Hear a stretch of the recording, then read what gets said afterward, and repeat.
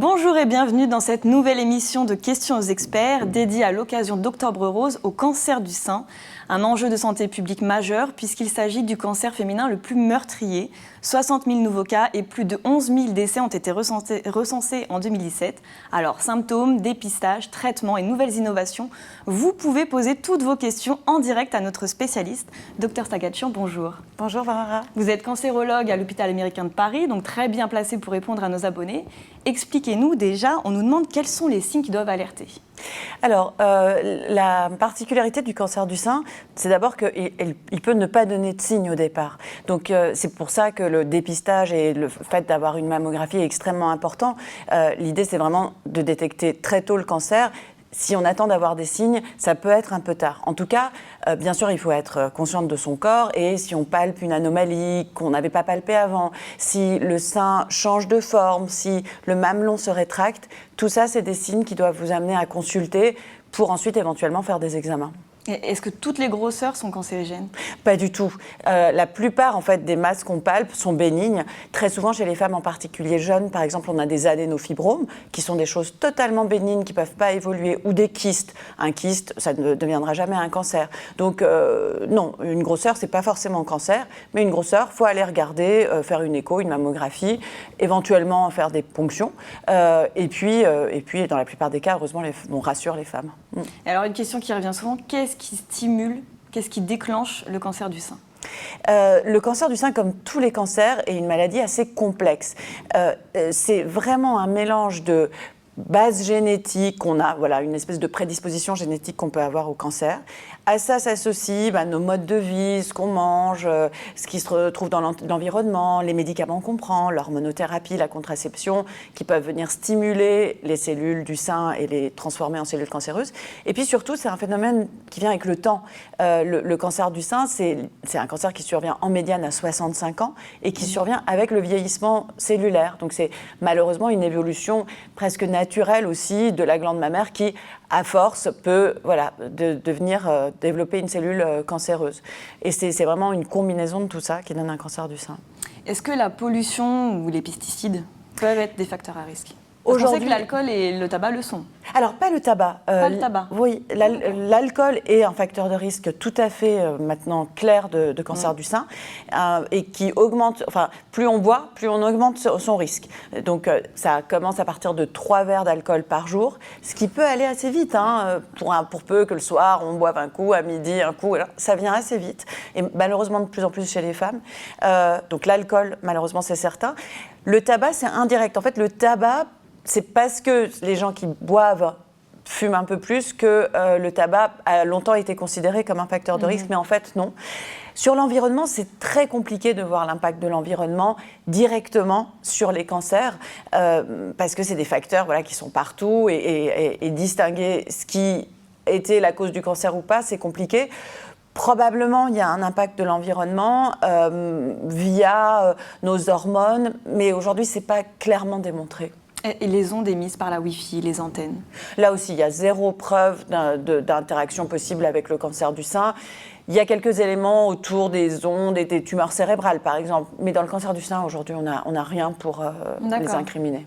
On nous demande si les carences en vitamine C et D peuvent être des facteurs à risque. Alors, effectivement, il y a eu beaucoup d'études, de données sur vitamine D et cancer du sein.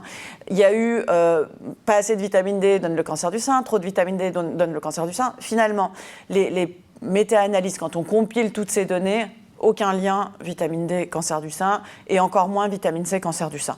Ce qui est très démontré en matière alimentaire, je pense que c'est un sujet qui nous intéresse beaucoup, parce qu'au moins on peut agir là-dessus, c'est le bénéfice des fruits et légumes, et en particulier verts, pas les féculents, mais tout ce qui est fruits et légumes verts, protège clairement à tous les âges contre le cancer du sein.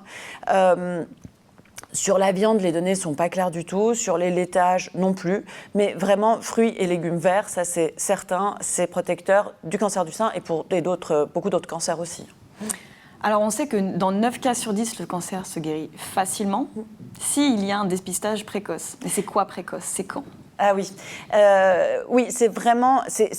vraiment le mot d'ordre dans le cancer du sein.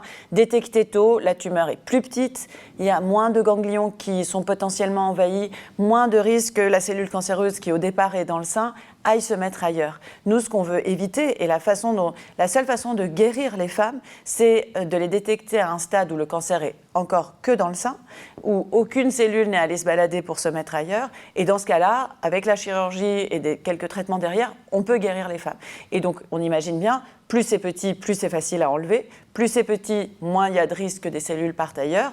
Et surtout aussi, plus c'est petit, moins on est obligé derrière de faire de la chimiothérapie, des rayons, des hormonothérapies, tout un tas de traitements qui sont lourds. Et c'est bien de guérir 9 femmes sur 10, mais il faut les guérir et les laisser en bonne santé, avec peu de séquelles derrière leur traitement. Donc c'est vraiment tout ça qui fait que le cancer, il faut le détecter tout petit. Et tout petit, il se voit qu'en imagerie, mammo et échographie. Et est-ce qu'imposer une mammographie tous les 2 ans aux femmes de 50 ans et plus réduit la mortalité? Est-ce que ça fonctionne? Alors ça, c'est enfin clairement prouvé. Maintenant, on a 15 ans de recul sur le dépistage de masse en France. 15 à 20 ans sur les dépistages de masse aux États-Unis, en Australie. Donc, on a beaucoup de données. Et quand on regarde ces données et qu'on regarde l'impact du dépistage, on a gagné 20% de survie uniquement avec le dépistage. Uniquement parce qu'on détectait les cancers plus tôt, plus petits, et donc des cancers qui n'étaient pas à même de tuer les femmes. Donc, c'est utile, et ça c'est clairement démontré, c'est utile entre 50 et 74 tous les 2 ans. Après, là, on est en train d'avancer, et on pourra en parler, c'est finalement encore aller plus loin.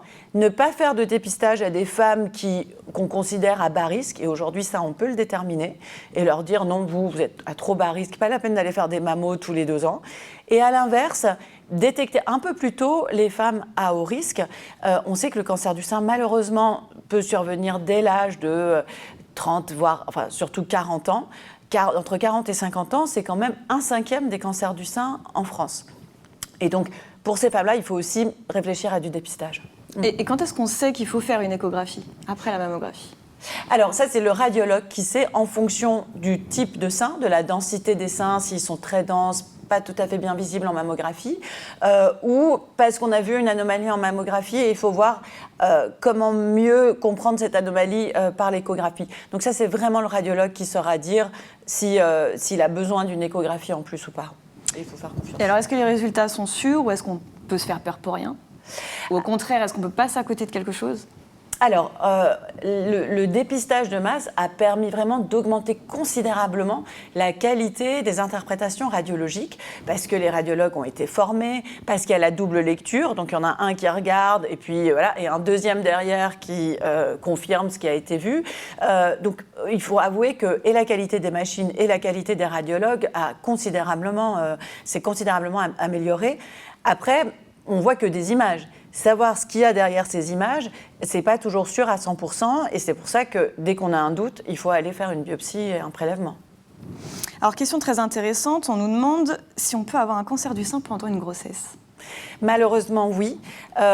C'est à peu près une grossesse sur 3000 dans laquelle on peut observer malheureusement un cancer du sein. C'est bien sûr les cancers du sein des femmes jeunes. C'est des cancers du sein un peu particuliers qui sont malheureusement parfois un peu plus agressifs.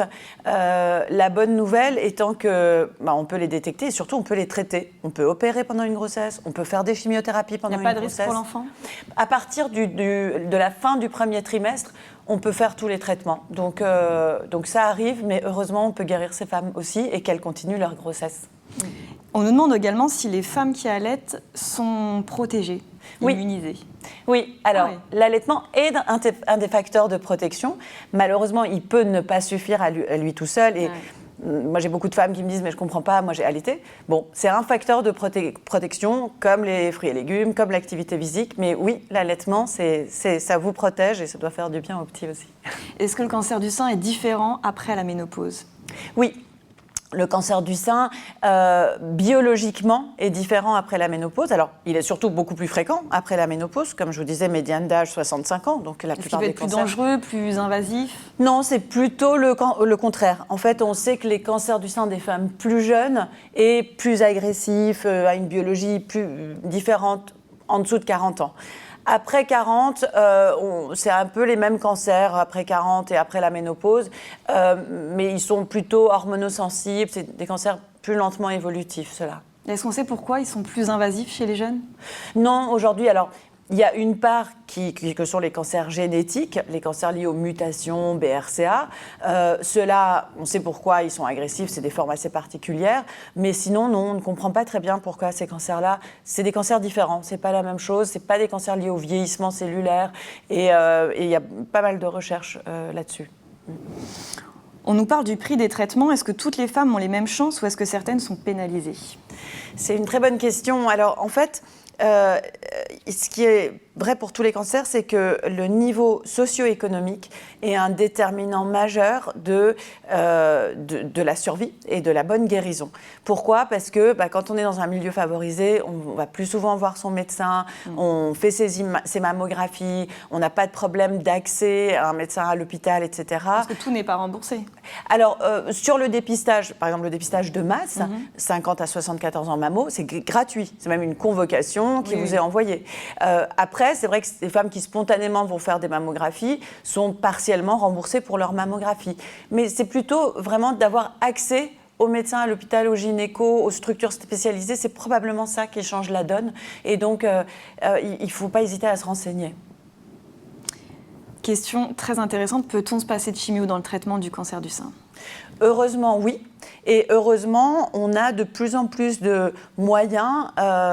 On comprend beaucoup mieux la biologie des cancers. Aujourd'hui, il y a ce qu'on appelle les signatures génomiques. Une signature génomique, c'est quand on a eu un cancer du sein, on fait une analyse assez poussée de la tumeur, de l'ADN de la tumeur.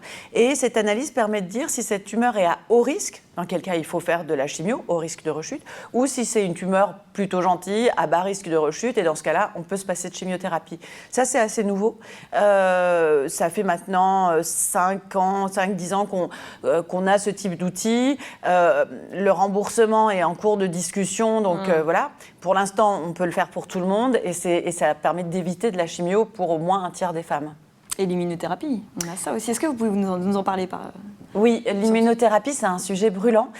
Dans beaucoup de cancers, ça a commencé avec le mélanome, le cancer du rein. L'immunothérapie a été révolutionnaire. Dans le cancer du sein est particulier parce que c'est plein de cancers différents, en fait, le cancer du sein, qui biologiquement sont différents. Plein de cancers différents, c'est-à-dire? En fait, on dit le cancer du sein, mais les femmes ont des cancers assez différents. Il y a des cancers hormonosensibles, il y a des cancers sensibles qui ont un récepteur qui s'appelle le HER2. Donc, biologiquement, c'est pas un cancer du sein, c'est vraiment 10 cancers du sein. C'est pour ça qu'on ne peut pas se comparer à une autre. Et l'immunothérapie va sans doute marcher sur certains cancers du sein, en particulier les cancers triple négatifs. C'est la voie de développement et c'est en train d'arriver, et arriver fortement. Et c'est un sublime espoir. Alors, vous me parliez tout à l'heure en coulisses de nouveaux traitements. Est-ce qu'il y en a d'autres? Oui, en fait, donc dans les cancers du sein sensibles aux hormones, qui sont 75% des cancers du sein, sensibles aux œstrogènes, aux progestérone, aux hormones féminines, ces cancers-là, on les traite avec des anti-hormones, des médicaments qui vont bloquer l'effet des hormones. Et il y a une nouvelle classe de médicaments qui s'appelle les CDK4/6, c'est un nom barbare, qu'on associe à ces anti-hormones et qui augmente considérablement l'efficacité des anti-hormones. Ça, c'est pour les tumeurs hormonosensibles, 3/4 des tumeurs. Et dans les tumeurs triple négatives, qui sont plus rares et plus agressives, c'est l'immunothérapie qui est en train d'arriver, et aussi des inhibiteurs biologiques, des petits comprimés qui agissent vraiment sur la génétique de ces cancers-là, sur les gènes de ces cancers-là, et de façon très efficace. Donc là, en ce moment, ça bouge beaucoup. Et alors, on nous demande comment traiter les cancers métastatiques, c'est-à-dire stade 4. Absolument. Le cancer métastatique, c'est un cancer du sein où les cellules sont parties se mettre dans d'autres organes, foie, le plus souvent os dans le cancer du sein, poumon, voilà. Du coup, c'est toujours un cancer du sein parce que c'est toujours des cellules cancéreuses du sein. Et donc, dans ces cas-là, on donne des traitements qui sont soit anti-hormonaux, soit de la chimiothérapie pour éviter que ces cellules qui sont parties ailleurs continuent à se multiplier et surtout les tuer, essayer de s'en débarrasser. C'est des cancers aujourd'hui qu'on guérit rarement, mais on peut très bien les traiter et les femmes vivent avec ce cancer du sein métastatique et le traitement en continu. C'est très variable, c'est vraiment très variable. Il y a un chiffre terrible qui est la médiane de survie. En moyenne, on dit que c'est quelques années de survie, mais c'est très variable. Pour certaines femmes, c'est des cancers gravissimes qui malheureusement peuvent les tuer en quelques années. Pour d'autres, on vit avec pendant 10 ans, 20 ans. Ça dépend vraiment du type de cancer. Le stade 4 est le stade le plus dangereux. Absolument. Et c'est pour éviter ce stade 4 qu'il faut faire du dépistage. Et est-ce qu'on peut guérir en stade 3 ? Oui, bien sûr. Le stade 3, c'est quand le cancer est parti juste dans les ganglions autour du sein. Et les ganglions, ils sont là pour protéger, justement, et éviter le stade 4. C'est vraiment des barrières. Et dans ces cas-là, avec des traitements un peu agressifs, de la chimio, une grosse chirurgie, on peut bien sûr guérir les femmes. Alors, un ou une abonnée nous demande « J'ai entendu dire qu'une femme sur 8 risquait un développement du cancer du sein, mais que la tendance passe à une femme sur 6 en cas d'antécédents familiaux. Est-ce exact ?» Oui, c'est vrai. Comme je vous le disais, il y a dans la survenue des cancers du sein, la génétique joue un rôle majeur. Il y a des gènes qui sont aujourd'hui connus, les gènes BRCA, BRCA1, BRCA2, PALP2, qui dans les familles où il y a ce gène et chez les femmes où il y a ce gène, ça donne 50 à 80% de risque de cancer du sein. Donc vous voyez, et dans ces cas-là, on discute éventuellement même d'une chirurgie pour enlever les seins, pour éviter. Oui, j'allais vous demander, est-ce que les femmes doivent prendre les devants ? Alors, normalement, ces familles-là sont, dès qu'on a un membre de la famille qui a un cancer et qu'on voit qu'il y a une histoire familiale, on fait de l'oncogénétique et dès qu'on trouve le gène, ces femmes sont extrêmement bien suivies, ont des mammo IRM ou une chirurgie préventive. C'est la fameuse histoire d'Angelina Jolie. Oui. Après, il y a des gènes qu'on connaît moins bien, des familles où on ne trouve pas de gènes de prédisposition. Et là aussi, c'est vrai qu'on sait que le risque de cancer du sein est plus important. Et ces femmes-là doivent bénéficier d'une surveillance personnalisée et adaptée. Mais on leur dit pas qu'il est mieux préférable d'anticiper en se faisant retirer les seins. Non, parce que le risque n'est pas recommandé. Suffisant et enlever des seins, c'est pas anodin, Oui, c'est quelque chose de très lourd. Et aujourd'hui, c'est pas recommandé, bien sûr. La surveillance peut suffire, on détecte un petit cancer, on l'enlève et c'est bon. Et il arrive que le cancer n'arrive jamais. Absolument, c'est surtout ça, vous avez raison. Combien de cas de cancer du sein sont recensés chez l'homme en France ? Et oui, les hommes peuvent avoir un cancer du sein. Oui, c'est vrai que c'est pas très connu. On en parle peu. On en parle peu. C'est à peu près, vous voyez, sur les 59 000, 56 à 9 000 nouveaux cas de cancer du sein, c'est 500 nouveaux cas chez des hommes. Donc c'est extrêmement rare. Ça rejoint ce qu'on disait précédemment, c'est dans les familles où il y a des mutations génétiques le plus souvent, des mutations, le fameux BRCA. La mutation peut se faire de la mère au fils. Exactement, voilà. Et dans ce cas-là, il y a un risque plus important chez ces hommes-là qui doivent se palper, être surveillés, et c'est principalement ces hommes-là qui ont des cancers du sein. Alors, on leur enlève un sein, c'est assez... Pour un homme, c'est assez dur aussi, contrairement à ce qu'on pourrait imaginer. Et ils ont les mêmes traitements et les mêmes taux de guérison que les femmes. Et quels sont les signes qui doivent alerter les hommes ? Comment ils peuvent le voir ou le sentir peut-être ? C'est très facile. Chez un homme, la glande mammaire, parce que derrière le mamelon, derrière la peau, il y a une glande qui est toute fine. Et donc, si un cancer se développe, il est tout de suite palpable. Donc, si un homme sent une masse dans son sein, il doit aller consulter. Alors, on peut avoir des masses comme pour les femmes qui ne sont pas forcément des cancers. Mais il faut être vigilant et aller consulter. Et pas avoir honte. Et pas avoir honte surtout. Oui, parce que pour les hommes, c'est compliqué. Ah oui ? Oui, un cancer du sein, c'est tellement malheureusement féminin que pour les hommes, c'est difficile à admettre qu'ils peuvent avoir un cancer du sein. Et certains peuvent être surpris en plus, parce qu'on ne sait pas vraiment. Tout à fait, tout à fait. C'est pour ça qu'il faut, il faut pas les négliger. Alors, on nous pose beaucoup de questions sur l'après-cancer. Oui. Comment sont les patients après la guérison ? J'imagine qu'il y a des séquelles. Certaines femmes n'ont plus de seins. Comment on vit ?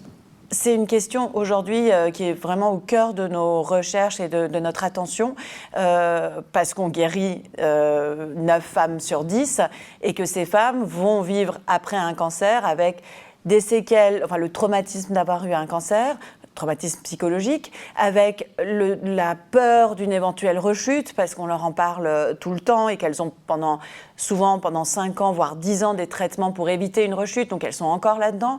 Il y a les séquelles des traitements, séquelles de la chirurgie qui peuvent faire des douleurs, séquelles de la chimiothérapie. Et aujourd'hui, on commence à avoir beaucoup de données là-dessus. La chimiothérapie, ça donne une fatigue qui peut durer pendant 5 à 10 ans. Ça peut donner un ralentissement psychologique, psychiatrique, enfin pas psychiatrique, mais un ralentissement cognitif, on dit, c'est-à-dire des femmes qui ont plus de mal à des troubles de mémoire, plus de mal à se concentrer, et ça pendant très longtemps. Et pourtant, ça peut les handicaper au niveau professionnel ? Absolument, et pas très bien reconnu, parce que finalement, elles retournent au boulot, elles ont l'air d'aller très bien, elles n'ont plus de cancer, on leur dit non, non, toi c'est fini, et elles doivent vivre avec ça, et c'est très très difficile, il faut absolument le reconnaître, l'admettre et l'accepter et vraiment porter son attention là-dessus. Justement, j'allais venir à l'acceptation. Est-ce que ces femmes sont suivies psychologiquement peut-être pour accepter ce qui leur est arrivé ? Parce qu'on peut nourrir de la colère, de l'incompréhension, j'imagine de la culpabilité. Et est-ce qu'elles ont besoin peut-être parfois aussi de pardonner à leur corps, de se pardonner à elles-mêmes ? C'est vrai qu'autour du cancer du sein, il y a beaucoup de phénomènes psychologiques qui se passent. Dans la plupart des structures aujourd'hui, il y a des oncopsychologues, des psychologues vraiment spécialisés sur cette thématique qui est très particulière, la thématique du cancer. Mais malheureusement, probablement pas assez. Et pas assez d'oncopsychologues en France, pas assez de... Nous, cancérologues, on n'est pas très vigilants là-dessus. En consultation, on se concentre sur le cancer et les traitements. Et on peut passer à côté de troubles qui vont durer très longtemps. Beaucoup de psychologues comparent ça au stress post-traumatique des gens qui ont vécu des guerres. C'est vrai que c'est une menace de mort, le cancer. Et donc, il faut une prise en charge assez solide, vraiment. Il faut savoir détecter les femmes qui ont une vulnérabilité psychologique et essayer de leur offrir un accompagnement, c'est très très important. Et là aussi, je pense qu'on ferme un peu les yeux là-dessus, malheureusement. Et alors, pour finir, très rapidement, quels conseils vous pourriez donner aux femmes ou aux hommes qui nous regardent ? Je pense que ce soit pour eux ou pour leur entourage. Le conseil le plus important, c'est de s'informer. Voilà, ce que vous faites aujourd'hui est vraiment important. Les femmes, les hommes doivent être au courant des avancées de la science. La médecine fait des progrès incroyables, de distinguer le vrai du faux, avoir un bon médecin ou savoir où trouver les bonnes structures, avoir des informations sur les nouveaux médicaments, sur les bons endroits pour se faire traiter. Tout ça, c'est majeur. Vraiment, l'information, je pense que c'est la clé pour avoir accès rapidement aux bonnes structures et à la guérison et voilà. Et puis surtout, la prévention. S'informer pour éviter ce qui est dangereux. Merci, Dr Sagadian. Avec plaisir. Cette émission est maintenant terminée. Vous pourrez la retrouver dès demain sur notre page Facebook Pourquoi Docteur et dès samedi sur le site et l'application Pourquoi Docteur. Thierry Borsat sera avec vous mercredi 17 octobre pour un prochain numéro de Questions aux experts. Portez-vous bien.